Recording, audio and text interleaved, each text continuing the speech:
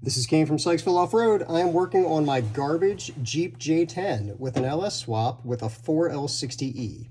This is your standard GM type brake light switch, power in, power out.